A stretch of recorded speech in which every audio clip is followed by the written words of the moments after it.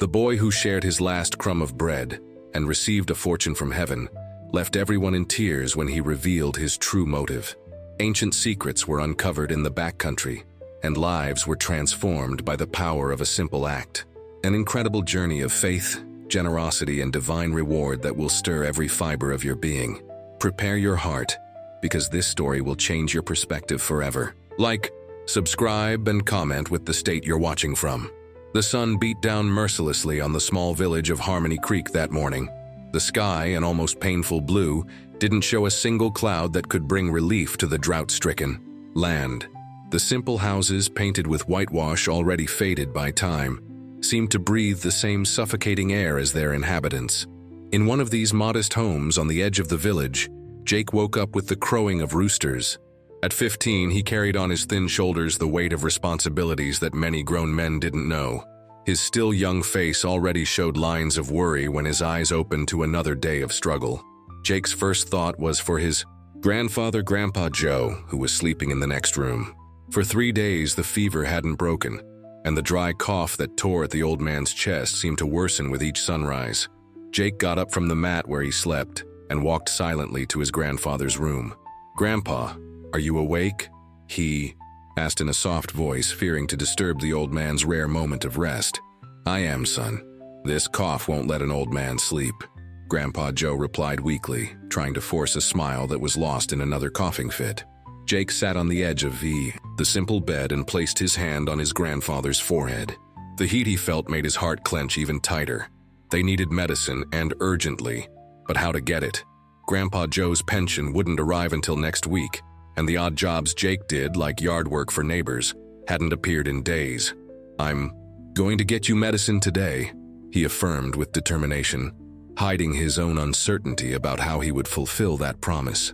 Grandpa Joe took his grandson's hand between his own, calloused from decades of working the land. "Don't you worry, son. God never abandons the righteous." After preparing some herbal tea for his grandfather, Jake went to the small pantry. The sight was bleak. A few withered onions, half a bottle of oil, and a single hard roll, saved from the day before. He took the roll and put it under his arm. Maybe he could trade it for some medicine at Mr. Silverman's pharmacy, or perhaps sell it to buy something cheaper.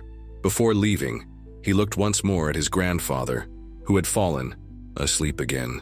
Grandpa Joe was all Jake had in the world. Since his parents died in a car accident on the highway to the city when he was only 7, his grandfather had raised him, teaching him about the land, the plants, and especially about honor and dignity, even in the hardest times. "I'll be right back, Grandpa," he whispered, adjusting the worn blanket over the old man's frail body. The way to the central square of Harmony Creek was short, but that morning it seemed endless. The scorching sun beat down mercilessly, and Jake felt sweat run down his back, soaking his cotton shirt, already faded from so much use. On the dirt streets, few people dared to venture out in the heat of that hour. Most waited for dusk to leave their homes. The church square was almost deserted, except for a few men talking in the shade of the only large tree, an old sycamore.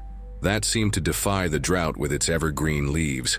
It was then that Jake spotted something unusual, a figure huddled on one of the benches most exposed to the sun. Approaching, he realized it was an elderly woman, dressed in simple, worn clothes.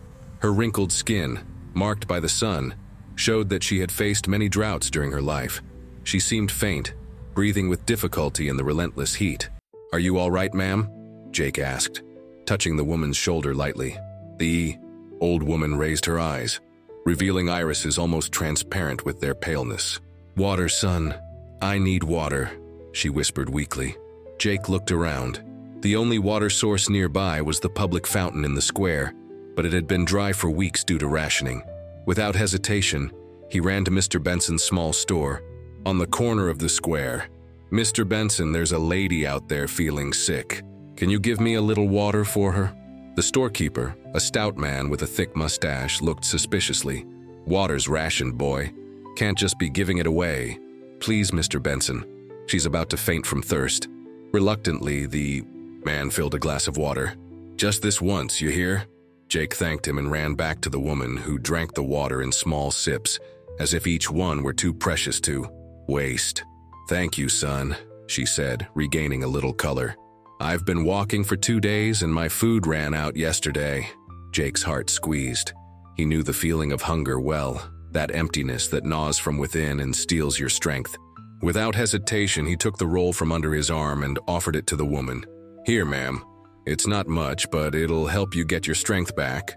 The old woman's eyes widened. "But what about you, boy? Won't you be hungry?" Jake felt his own stomach protest, but he smiled. "I'll eat later. You need it more than I do right now." The woman took the roll with trembling hands and broke it in two. "Then let's share it. Neither of us needs to go hungry today." That simple gesture touched Jake deeply. There, under the scorching sun, two hungry souls shared the little they had. While they ate in silence, the woman watched the young man attentively. There was something about this thin boy, with dark hair and skin tanned by the sun of the countryside, that intrigued her. A rare dignity in someone so young. "What's your name, son?" she asked after finishing her piece of bread. "Jake, ma'am, and yours?" "You can call me Ms. Dawn. I'm looking for Hope Farm. Do you know it?" Jake's eyes widened. Hope Farm was the largest property in the region, a mythical place for the villagers. They said that while the entire countryside suffered from drought, there the crops remained green and the animals fat. "It's about 9 miles from here, ma'am. You won't be able to get there today on foot, especially in this sun." The woman sighed. "I need to try. I have urgent business there." It was then that an idea came to Jake's mind. Maybe he could accompany the woman to the farm. They said the owner, a Ms. Eleanor, was strict but fair. Who knew? Maybe he could get some work there, or at least payment for the favor of guiding the old woman. "If you'd like, I can take you there. I know the shortcuts well." An enigmatic smile appeared on Ms. Dawn's lips. "And your grandfather? Won't he worry about you being gone?" Jake shuddered. How did she know about his grandfather? Before he could ask, the woman continued.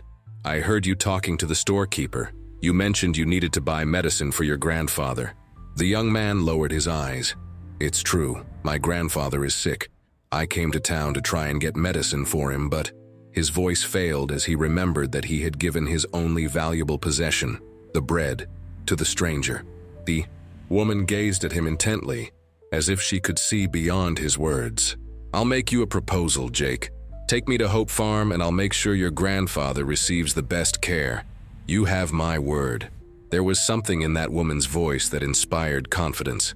Even so, Jake hesitated. He couldn't simply abandon Grandpa Joe, sick and alone. "I can send someone to pick up your grandfather as soon as we arrive," added the woman, as if reading his thoughts. "There's plenty of room at the farm, and we have a healer who knows the secrets of plants better than any doctor in the city." The promise of treatment for his grandfather was too tempting to ignore, and something deep down told him he could trust this strange woman. "All right, Miss Dawn, I'll take you to Hope Farm," he finally decided, after quickly stopping by home to explain the situation to his grandfather and pick up his few belongings, a change of clothes and the old knife he had inherited from his father. Jake followed the old woman along the dirt paths that crisscrossed the countryside. The sun was already high when they left behind the last houses of Harmony Creek. The journey would be difficult. 9 miles under that heat was no task for the weak. Jake offered his arm as support to the woman, who accepted it with a grateful smile. As they advanced through the backcountry, the landscape around them subtly transformed. The twisted trees and parched vegetation gradually gave way to greener shrubs and less arid soil. It was as if they were crossing an invisible border between two worlds. "Is it true what they say, that at Hope Farm water never runs out, even in the worst droughts?" Jake asked, breaking the silence that had settled between them. Ms. Dawn smiled enigmatically. "There are many stories about the farm, son. Some are true, others not so much. But I can assure you it's a special place, blessed in many ways." During the walk, Jake noticed that, despite her advanced age, Ms. Dawn possessed surprising stamina. She rarely asked to rest, and her clear eyes seemed to register every detail of the path with genuine interest. "Your grandfather is a good man," she commented suddenly, after hours of silent walking. Jake looked at her, surprised. "Do you know him?" "Not personally, but I know his reputation. They say Manuel Johnson shares his knowledge of plants with anyone who needs it, never charging those who can't pay." The young man smiled, proud. "It's true. My grandfather always says that knowledge kept is like stagnant water. It rots. He taught me everything I know about the plants of the countryside. How to recognize the ones that heal and the ones that kill. And you learned your lessons well? Ms. Dawn inquired with a penetrating gaze. I believe so, but I still have much to learn. The sun was already beginning to dip towards the horizon when they finally sighted the boundaries of Hope Farm. A well-maintained wooden fence marked the property, and beyond it, a true oasis could be seen. Lush trees, verdant crops, and in the distance, what appeared to be a large farmhouse. We've arrived, announced Ms. Dawn with a note of satisfaction in her voice. As they approached the main gate, they were greeted by a tall, strong man with skin tanned by the sun and suspicious eyes. Good afternoon, he greeted them dryly. What do you want? Before Jake could answer, Ms. Dawn stepped forward. Something in her posture subtly changed. She now radiated an authority she hadn't shown throughout the journey. Good afternoon, Jerome. Open the gate, please. The man's eyes widened, finally recognizing her. Ms. Eleanor? Is that really you? Jake felt the ground slip from under his feet. Ms. Eleanor. That old, apparently frail woman he had found almost fainting in the square was, in fact, the powerful owner of Hope Farm? Yes, it's me, she confirmed with a serene smile. And this young man is Jake. He helped me when I needed it, and now he's our guest. Jerome opened the gate immediately, giving a small bow. Forgive me, ma'am. I didn't recognize you in these clothes. That was the intention, my dear. Sometimes you have to shed your privileges to know the true character of people. As they entered the property, Jake remained silent, stunned by the revelation. All this time he had been by the side of the most powerful woman in the region, and he had no idea. The farm was even more impressive on the inside. Irrigation canals crisscrossed the cultivated fields, and workers moved orderly among the crops. In the distance, a herd of goats grazed peacefully, oblivious to the drought that plagued the rest of the region. Why didn't you tell me who you really were? Jake finally asked, as they approached the main house. Ms. Eleanor looked at him with those clear, penetrating eyes. And would that have made a difference, young man? Would you have shared your last crumb with me if you knew I was the owner of this place? The question caught Jake off guard. Of course. It doesn't matter who you are. Someone hungry needs to eat. A genuine smile lit up the wrinkled face of the woman. That's exactly why you're here now. In all these years, I've gone out dozens of times in disguise, asking for help in the villages and towns around. Do you know how many people shared their food with me, even though they had little for themselves? I can count them on the fingers of one hand. They finally reached the main house, an imposing two-story building with a wide, airy veranda surrounding the entire first floor. Servants promptly appeared to greet their boss, all surprised by her unexpected return and her simple appearance. August, Ms. Eleanor called to one of the employees. Have the best guest room prepared for Jake, and immediately send a wagon to Harmony Creek to pick up Manuel Johnson. He's sick and will need Ms. Josie's care. The man nodded promptly and left to carry out the orders. Come, Jake, invited the woman, climbing the steps leading to the entrance of the house. We have much to talk about. But first, let's eat something. I bet you're hungry after giving me your only bread. The next few hours passed like a dream for Jake. He was led to a room larger than his entire house, with a soft bed covered in clean, fragrant sheets. A hot bath awaited him in a porcelain tub, a luxury he had never experienced, and clean clothes had been provided, perfectly in his size. When he finally went down for dinner, he found a lavish table that seemed to defy the reality of the drought outside. Meats, vegetables, fruits, an abundance that made his stomach rumble in anticipation. Ms. Eleanor, now dressed in fine clothes that reflected her position, sat at the head of the table. Sit down, young man. Eat your fill. During dinner, the woman explained that she regularly made those expeditions in disguise as a way to know the true character of the people around her. Wealth is like a veil, Jake. When people look at me, they first see my money, my position, my power. It's hard to know who is genuine and who is just seeking advantages. In the middle of the meal, a servant entered to inform them that the wagon had left to pick up Grandpa Joe and should return the next morning.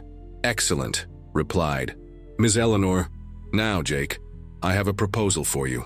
I need someone I can trust to help me here on the farm. Someone with a firm character and a generous heart. What do you think about working for me? I'll offer a good salary, plus housing for you and your grandfather while he recovers. The proposal was as unexpected as it was tempting. A stable job with a regular salary was more than Jake had ever dreamed of achieving in Harmony Creek. I accept, Ms. Eleanor, and I promise you won't regret it. A satisfied smile appeared on the woman's lips. I'm sure I won't, young man. I'm sure I won't. Thus began Jake's new life at Hope Farm. His grandfather arrived the next morning, too weak to get down from the wagon on his own. He was immediately taken to a comfortable room where Ms. Josie, a middle-aged black woman who served as the farm's healer, treated him with herbs and potions that soon took effect. In a few days, the fever had subsided, and in 2 weeks, Grandpa Joe was already able to sit on the veranda to enjoy the sunset. Jake, in turn, threw himself into work with the same determination he had always shown in everything he did. He started helping in the fields, where he learned irrigation techniques that made it possible to grow crops even with little water. His natural intelligence and willingness to learn soon caught the attention of the other workers, who began to respect him despite his youth.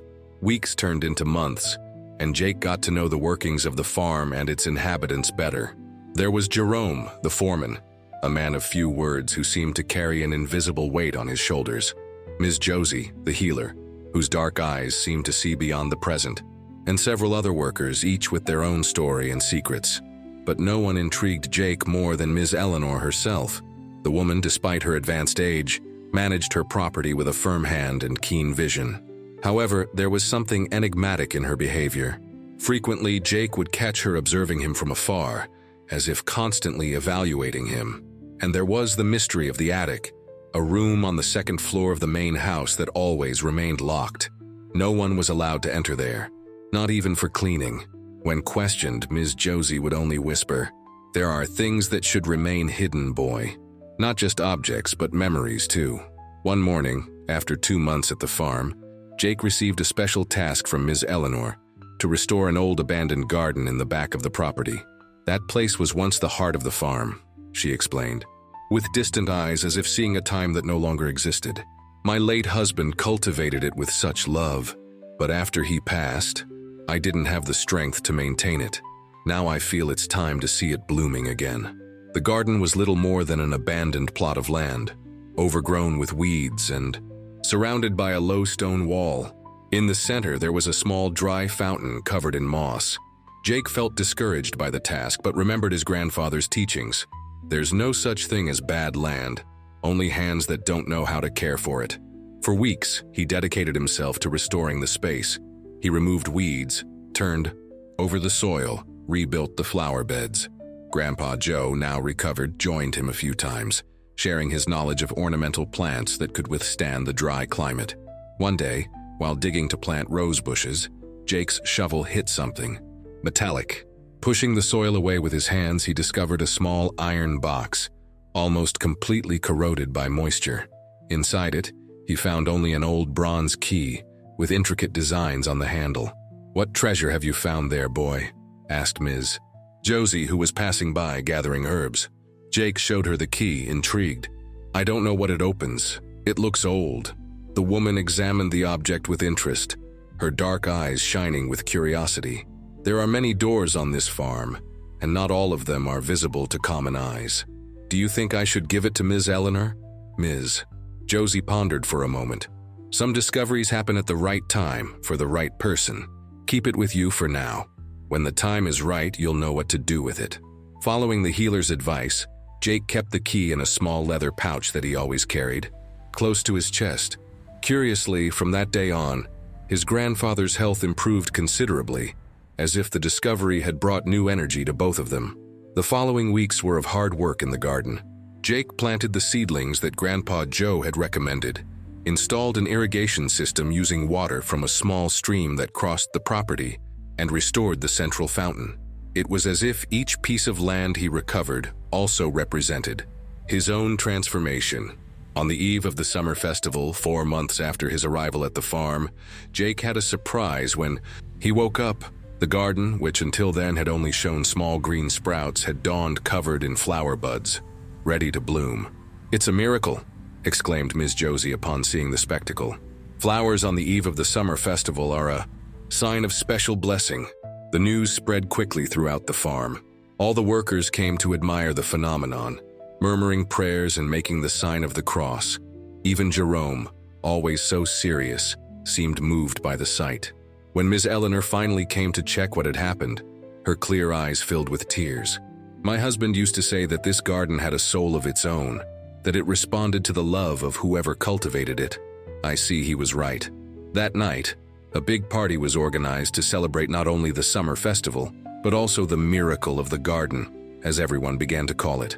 A bonfire was lit in the center of the yard, and the workers danced to the sound of accordions and fiddles.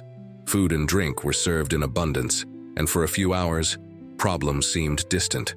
During the celebrations, Jake noticed a man he didn't know watching him attentively from the other side of the bonfire. He was tall, well-dressed with features that vaguely resembled those of Ms. Eleanor, although his eyes didn't have the same gentle sparkle. "Who is that man?" Jake asked Jerome, who was nearby. The foreman followed his gaze and his face hardened. "That's August, Ms. Eleanor's son. He lives in the city and rarely appears around here. It's best to keep your distance, boy." Before Jake could ask more, Grandpa Joe approached, animated as he hadn't seen him in a long time. "Son, have you heard the story of the hidden treasure of Harmony Creek?" Several people around stopped to listen, forming a small circle around the old storyteller. Even Ms. Eleanor approached, a slight smile on her lips. "Tell us, Grandpa Joe," asked one of the younger workers. The old man cleared his throat, pleased with the attention. "They say that many years ago, a very rich man with a generous heart hid a treasure in these lands. It wasn't gold or silver, but something much more valuable.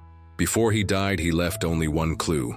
The treasure will only reveal itself to whoever has a heart as pure as mine, and can only be found when the land needs it most." A murmur of interest ran through the impromptu audience. "And no one ever found it?" asked one of the cooks. "Many have tried," continued Grandpa Joe, "digging holes all over the countryside. But the treasure remains hidden, waiting for the right person, at the right time." Jake noticed that Ms. Eleanor's son listened to the story with unusual intensity, his eyes gleaming with greed. A shiver ran down his spine, like a premonition. The party continued late into the night, but a feeling of unease settled in Jake's heart. The story of the treasure, the mysterious presence of Ms. Eleanor's son, the key found in the garden.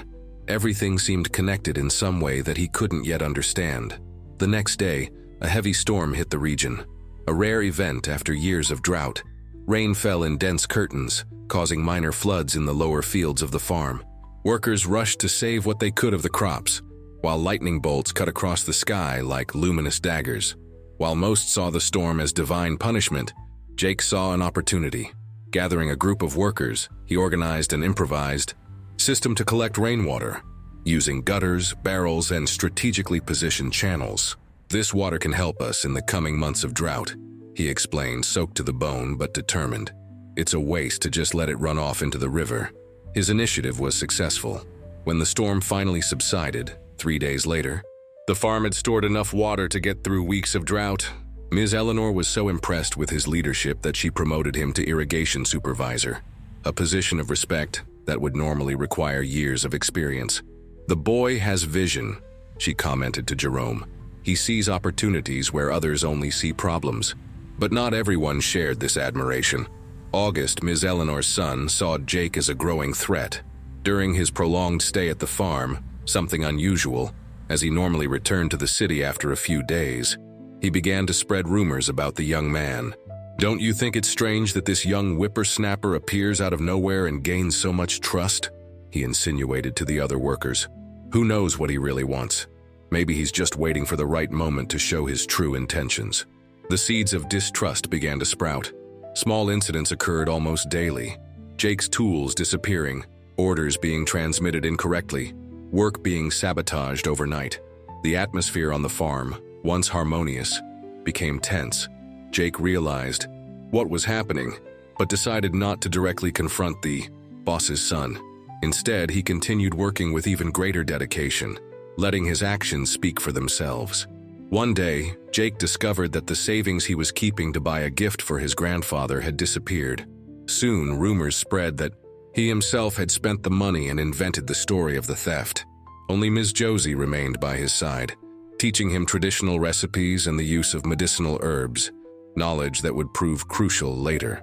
In the 9th month of his stay on the farm, during a full moon night, considered mystical by the locals, August suddenly fell ill with the same symptoms that had previously afflicted Grandpa Joe.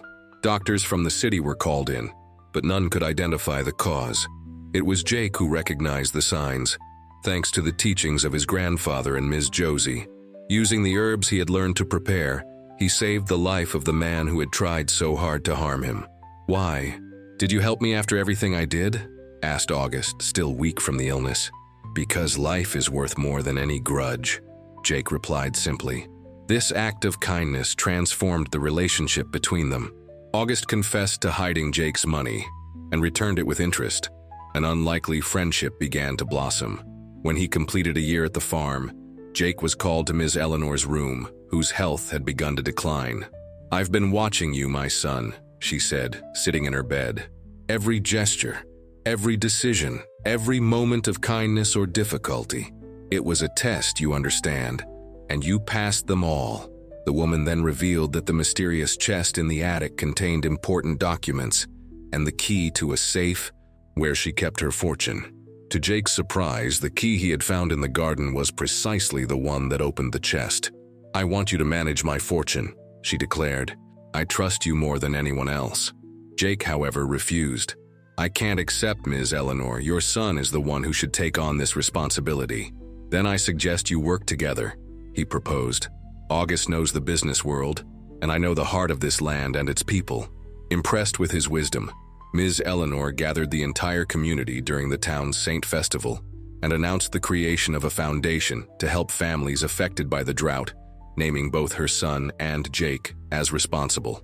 In the last month of our story, when the farm had become a support center for the community, Grandpa Joe found among his belongings an old map that seemed to indicate the location of the legendary treasure.